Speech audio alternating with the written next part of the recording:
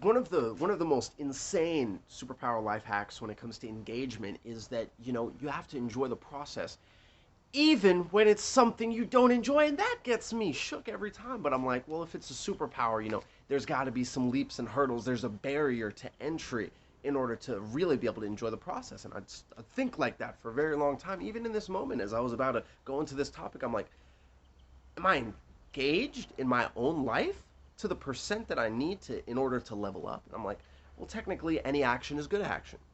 You're engaged.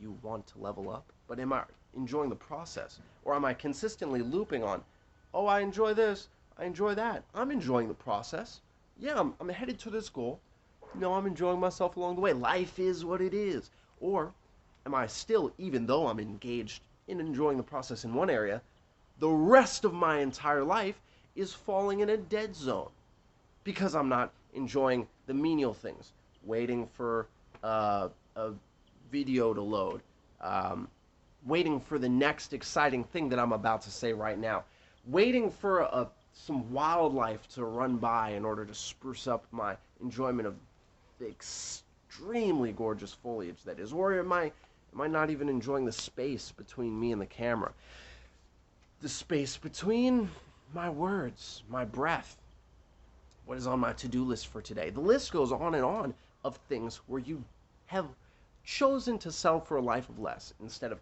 choosing to come to a place where you can enjoy the process and really be engaged at the fullest level of your life. And it's difficult because there's so many things that you just want to swerve. I don't want to deal with that. I don't want to deal with that. Tomorrow's gonna be a better day. I got squad function. I'm gonna be hanging out with the baddies. We gonna be lit. Why am I trudging through today when I know that that's in the future? But that same version of you that's here now, if you can't even enjoy the menial things, oh, I gotta do these things on my to-do list.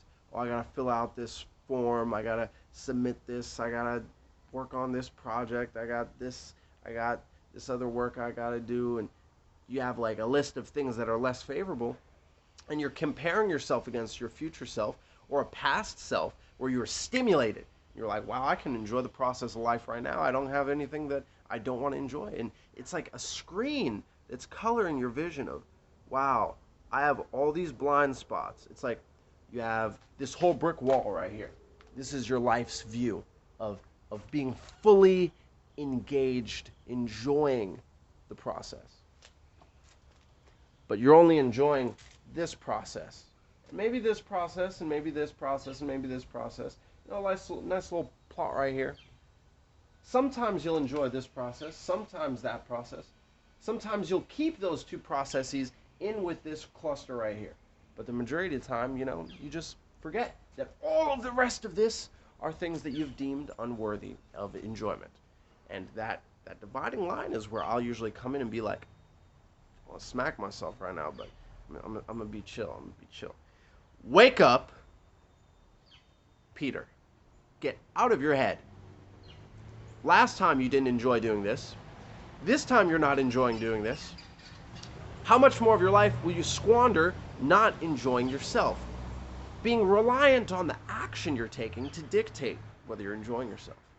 This comes back to other concepts like presence, core confidence, and knowing that you are enough. But I feel like it starts with that distinguishment of being able to even recognize that it's an issue. I deal with it too. This whole brick wall behind me is blind spots. And every day I'll try to recondition my perspective because it really takes some deep work of being like, okay, I'm not going to get caught lacking by this blind spot. I'm not going to get caught lacking by this blind spot. And I'm not going to get caught lacking by this blind spot again because I've been settling for a life of less instead of diving into the richness of everything that there could be seen through my eyes as enjoyable.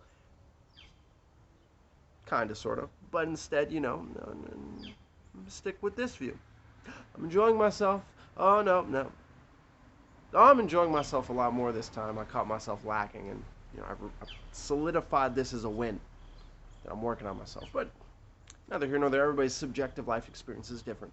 It's not to just enjoy things you don't enjoy. It's more so to just be aware that you're being outcome dependent, that you're relying on something external to dictate your worth and your enjoyment of your life's experience, as opposed to being here, separating yourself from what's around you and being like, wow, I have to get through this. I'm going to enjoy being me so that there is less resistance when I engage with what I have to do, what I'm experiencing. And then, even though I'm not going to enjoy myself, at least I'm aware of where I'm at, my worth, that I am enough, and that this is a reference experience. I'll make it through. I've lived this long. I've made it this far. May not be satisfactory, but I'm going to make it through conscious instead of going unconscious on autopilot. Because, how much of your life are you going to fast forward through? Let those ads pop up. Oh, an ad is blocking my enjoyment of my life. Oh, the ad went away. I can enjoy myself now. But neither here nor there. That's enough on this. Try it out. See how it works for you.